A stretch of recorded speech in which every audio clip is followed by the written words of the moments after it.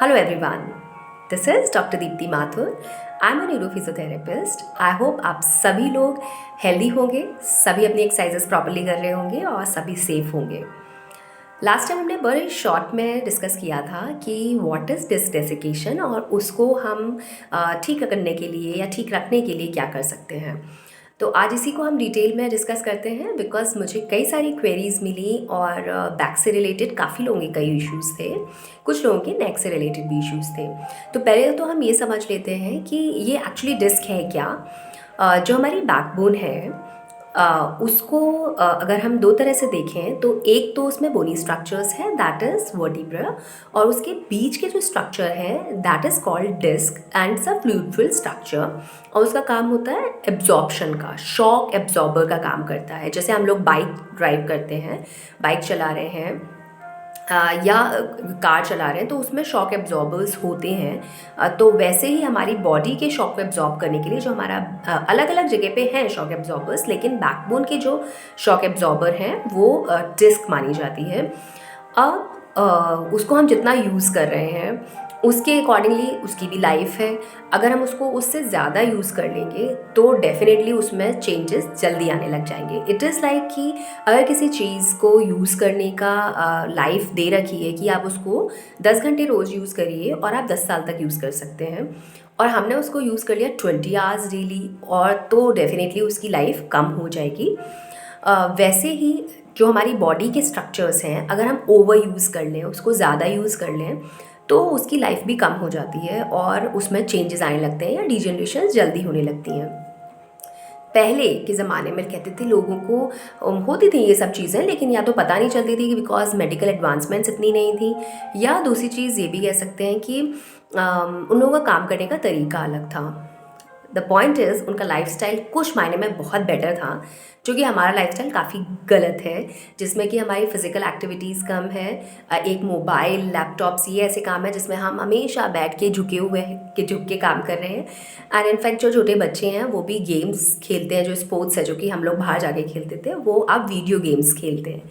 तो ये सारे चीज़ें ऐसी हैं जो कि हमारी बॉडी को कहीं ना कहीं गलत रूप से कहीं ना कहीं इफ़ेक्ट कर रही हैं, जिसकी वजह से ये चेंजेस भी जल्दी आ रहे हैं, जो कि जो पहले 50 या 60 साल की उम्र में लोगों को दिखते थे वो अब 30 ईयर्स में या 40 ईयर्स में दिख रहे हैं।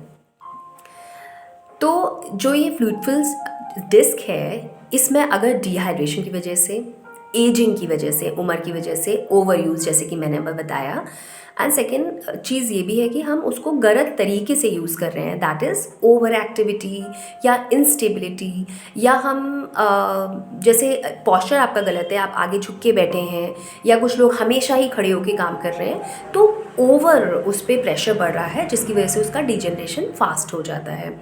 कुछ हमारी ही आदतें ऐसी होती हैं जैसे कि गलत डाइट पैटर्न्स, गलत एक्सरसाइज का पैटर्न, और कुछ बात ऐसी भी होती है कि आपकी बॉडी की, हर किसी की बॉडी की कैपेसिटी अलग अलग होती है, तो उसको पहचान के ही हमें काम करना है। लाइक कि आप कोई है जो कि अभी तक नॉर्मल ऑफिस गोइंग उसका जॉब है और एकदम से उसने हैवी वेट्स उठा के एक्सरसाइज करना शुरू कर दिया, तो डेफिनेटली उनको कहीं ना कहीं प्रॉब्लम ज़रूर होगी। आई एम नॉट सेइंग कि आप नहीं कर सकते कभी भी, लेकिन पहले आपको अपनी कैपेसिटी बढ़ानी पड़ेगी। पहले ट्रेन फॉर इट, अपने को ट्रेन करिए उस वेट को लिफ्ट करने के लिए, जिसमें कुछ समय लग सकता है, कुछ महीने लग सकते हैं। उसके बाद आप उस एक्टिविटी को करिए तो वो आपके लिए ज़्यादा फ्रूटफुल होगी और आपके लिए, आपकी ओवरऑल आपकी हेल्थ के लिए या आपकी जो स्ट्रेंथ के लिए है वो अच्छा रिजल्ट देगी, रैदर देन कि आप एकदम से उसको उठाने लग जाए, उस वेट को यूज़ करने लग जाए कि और लोग भी कर रहे हैं और आप अपने कहीं ना कहीं अपने बॉडी को डैमेज कर लें। एक हैबिट है लोगों की, स्मोकिंग की बड़ी हैबिट है, या कुछ एडिक्शंस और भी होते हैं जिसकी वजह से भी ये चेंजेस बहुत ज़्यादा तेज़ हो जाते हैं, डिजेनरेशंस फास्ट हो जाती हैं। एंड थर्ड एक जो चीज़ है वो है कि आप का जो वेट है वो फ्रीक्वेंटली चेंज हो रहा है, मतलब कि वेट गेन तो है ही और वेट लॉस भी, अगर ये चीज़ें बड़ी फ्रीक्वेंट हो रही हैं तो बड़ी प्रॉब्लम हो जाती है, फिर भी डिजेनरेशन का प्रोसेस फास्ट हो जाता है। तो क्या क्या चीज़ें ध्यान रखनी है? ओवर यूज़ नहीं करना है। कैसे बचें?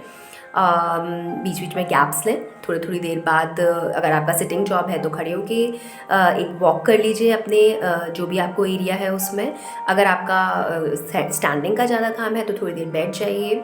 अगर आप कोई ज़्यादा देर लेटने का शौकीन है तो थोड़ी देर उठ के वॉक कर लीजिए, या कई बार शौकीन नहीं भी होते हैं तो उनकी इस तरह की कंडीशंस हो जाती हैं कि उन्हें लेटना पड़ रहा है, तो change your position frequently. Secondly आपको ये ध्यान रखना है कि कीप योर सेल्फ हाइड्रेटेड, अच्छी मात्रा में फ्लूइड एंड वाटर इनटेक करिए। एंड कोई भी एडिक्शन जो हो इस तरह का उससे अपने से दूर रखिए। And the other thing is कि ज़्यादा से ज़्यादा टाइम आप कोशिश करिए कि हमेशा अंडर गाइडेंस ही प्रॉपर एक्सरसाइजेस करें, और अपनी एक एक्सरसाइज का शेड्यूल बनाएं कि उतना एक्सरसाइज आपको करनी ही है। मेन कारण इस डिजेनरेशन का, डेसिकेशन का, ageing, overuse, over activity, instability, ये तो है ही।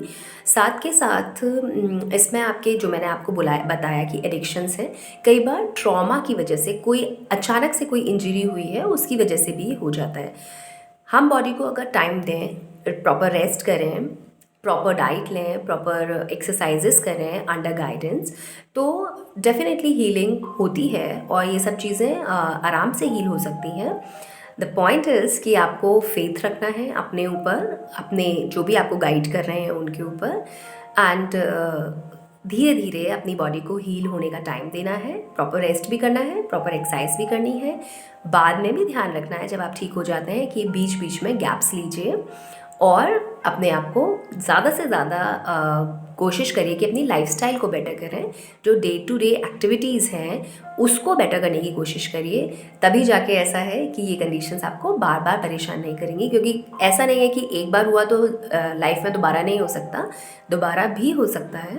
तो इसके लिए सबसे ज़्यादा इम्पॉर्टेंट है कि अपनी लाइफस्टाइल पे वर्क किया जाए, ज़्यादा अपने पोस्चर को करेक्ट रखने की कोशिश की जाए, प्रॉपर एक्सरसाइजेस की जाए, अपनी बॉडी की स्ट्रेंथ को अच्छा किया जाए, और अच्छी डाइट ली जाए। ये सब चीज़ें अगर आप ध्यान रखेंगे तो डेफिनेटली आपको प्रॉब्लम जल्दी तो रिजॉल्व होगी ही, साथ के साथ दोबारा होने के चांसेस भी कम हो जाएंगे। तो आई होप ये सारी जो इन्फॉर्मेशन थी ये आप लोगों के लिए हेल्पफुल होगी। और अगर आपको कोई प्रॉब्लम लगती है तो आप कमेंट बॉक्स में लिख के पूछ सकते हैं, और हम कोशिश करेंगे कि आपकी सारी प्रॉब्लम्स को जितना हो सकता है उसको सॉल्व कर पाएँ। And stay connected with us, stay healthy, stay happy. Thank you.